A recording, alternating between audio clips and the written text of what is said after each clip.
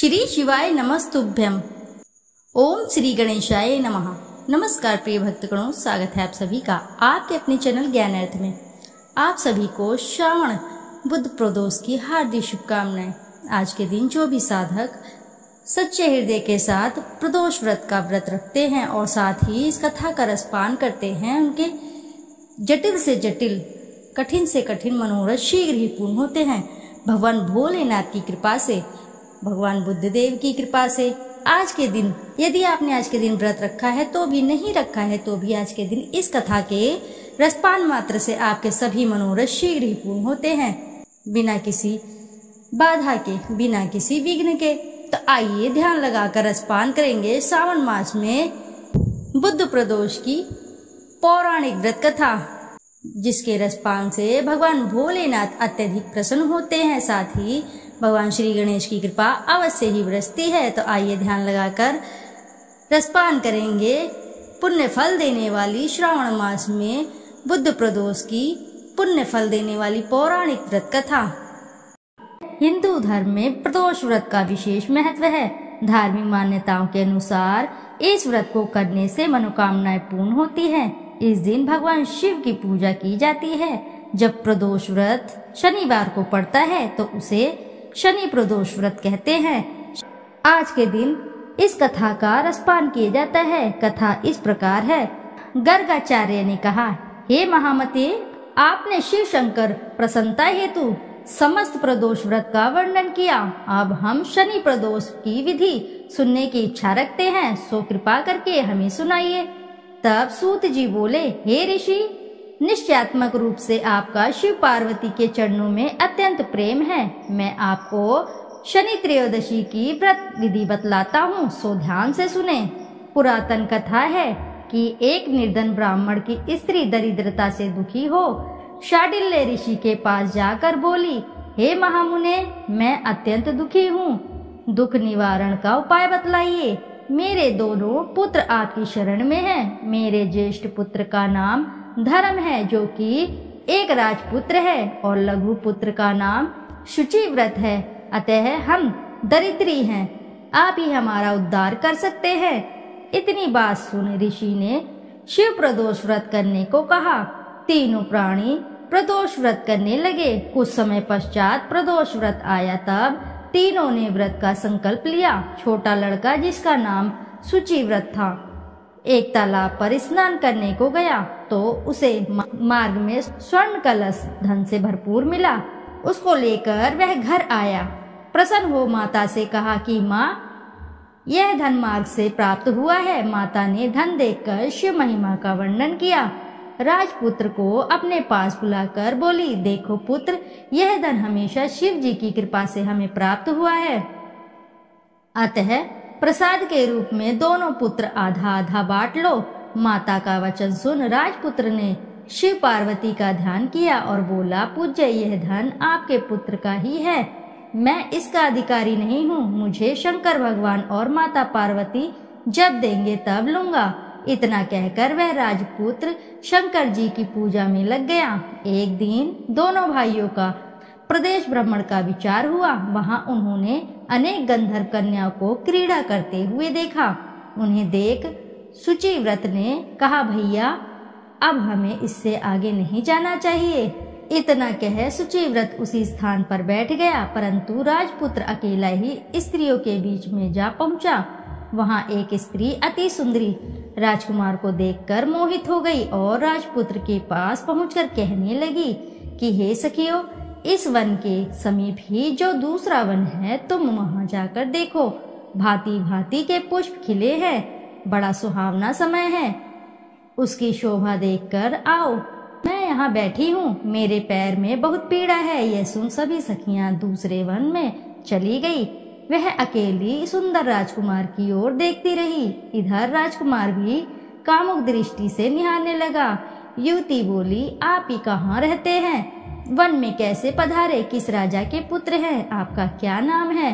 राजकुमार बोला, मैं विदर्भ नरेश का पुत्र हूँ, आप अपना परिचय दें। युवती बोली, मैं विद्रविक नाम गंधर्व की पुत्री हूँ, मेरा नाम अंशुमति है। मैंने आपकी मन स्थिति को जान लिया है कि आप मुझ पर मोहित हैं। विधाता ने तुम्हारा संयोग मिलाया है। युवती ने मोतियों का हार राजकुमार के गले में डाल दिया। राजकुमार हार को स्वीकार करते हुए बोला कि हे भद्रे, मैं आपका प्रेमोपहार स्वीकार कर लिया है, लेकिन मैं निर्धन हूँ। राजकुमार के इन वचनों को सुनकर गंधर्व कन्या बोली कि मैं जैसा कह चुकी हूँ वैसा ही करूँगी। अब आप अपने घर को जाएं। इतना कहकर वह गंधर्व कन्या सखियों से जा मिली। घर जाकर राजकुमार ने शुचिव्रत को सारा वृत्तांत कह सुनाया। जब तीसरा दिन आया तब वह राजकुमार शुचिव्रत को लेकर उसी वन में जा पहुंचा। वहीं गंधर्वराज अपनी कन्या को लेकर आ पहुंचा। इन दोनों राजकुमार को देख आसन देके कहा कि मैं कैलाश पर गया था। वहां शंकर जी ने मुझसे कहा कि धर्मगुप्त नाम का राजपुत्र है जो इस समय राज्य विहीन निर्धन है, मेरा परम भक्त है। हे गंधर्वराज, तुम उसकी सहायता करो। मैं महादेव की आज्ञा से इस कन्या को आपके पास लाया हूँ, आप इसका निर्वाह करें। मैं आपकी सहायता कर आपको राजगद्दी पर बिठा दूंगा। इस प्रकार गंधर्वराज ने कन्या का विधिवत विवाह कर दिया। विशेष धन और सुंदर गंधर्व कन्या को पाकर राजपुत्र अति प्रसन्न हुआ। भगवान की कृपा से वह समयोपरांत अपने शत्रुओं का दमन करके राज्य को भी सुख भोगने लगा। इति शुभम। प्रेम से बोलिए प्रिय भक्तगणों, जय श्री शंभुनाथ की जय। आइए अब करते हैं शिव चालीसा। दोहा। श्री गणेश गिरजा सुवन मंगल मूल सुजान, कहत अयोध्या दास तुम देहु अभय वरदान। जय गिरिजापति दीन दयाला, सदा करत संतन प्रतिपाला। भाल चंद्रमा सोहत नीके, कानन कुंडल नागफनी के। अंग गौर शिर गंग बहाए, मुंडमाल तन छार लगाए। वस्त्र खाल बागंबर सोहे, छवि को देख नाग मुनि मोहे। मैना मातु कीन्ह दुलारी, बाम अंग सोहत छवि न्यारी। कर त्रिशूल सोहत छवि भारी, करत सदा शत्रुन क्षयकारी।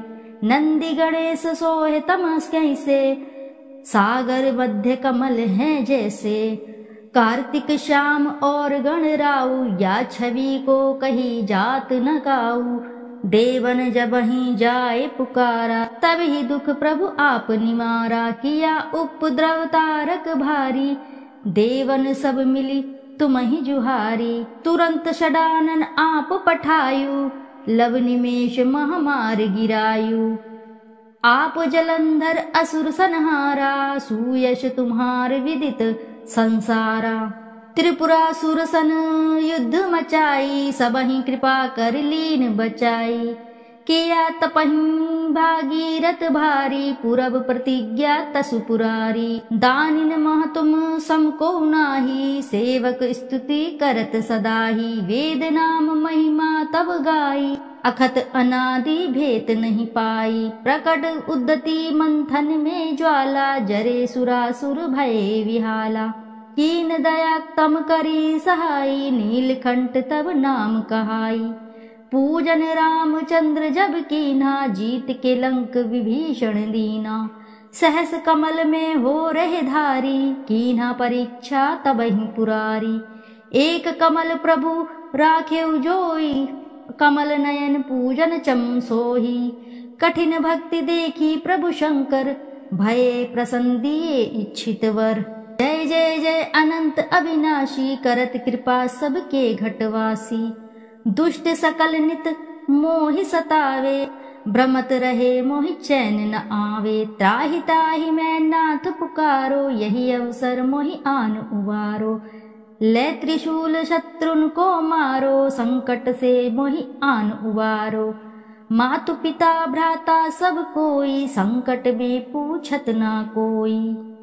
स्वामी एक है आस तुम्हारी, आए हरहु अब संकट भारी। धन निर्धन को देत सदाही, जो कोई जांचे वो फल पाही। स्तुति के ही विधि करो तुम्हारी, क्षमहु नाथ अब चूक हमारी। शंकर हो संकट के नाशन, मंगल कारण विघ्न विनाशन। योगी यति मुनि ध्यान लगावे, नारद शारद शीश नवावे। नमो नमो जय नमः शिवाय, सुर ब्रह्मादिक पार न पाए। जो ये पाठ करे मन लाई, तापार होत है शंभु सहाई। ऋनिया जो कोई हो अधिकारी, पाठ करे सो पावन हारी। पुत्रहीन कर इच्छा कोई, निश्चय शिव प्रसाद तेई होई। पंडित त्रयोदशी को लावे, ध्यान पूर्वक होम करावे। त्रयोदशी व्रत करे हमेशा, तन नाही ताके रहे कलेशा। धूप दीप नैवेद्य चढ़ावे, शंकर सम्मुख पाठ सुनावे। जन्म जन्म के पाप नसावे, अंतवास शिवपुर में पाए। कहे अयोध्या आस तुम्हारी, जनी सकल दुख हरहु हमारी। दोहा। नित्य नेम कर प्राते ही, पाठ करो चालीसा। तुम मेरी मनोकामना, पूर्ण करो जगदीशा। मगसर छठी हेमंत ऋतु, संवत 64 जान। आज स्तुति चालीसा, शिवहि पूर्ण कीन कल्याण। प्रेम से बोलिए प्रिय भक्तगणों, जय शिव शंभुनाथ की जय। प्रिय भक्तगणों, आइए अब करते हैं भगवान शिव जी की आरती। कर्पूर गौरम करुणावतारम, संसार सारम भुजगेन्द्रहारम। सदा वसंतम हृदयहिर्विन्दे, भवं भवानी सहितं नमामि।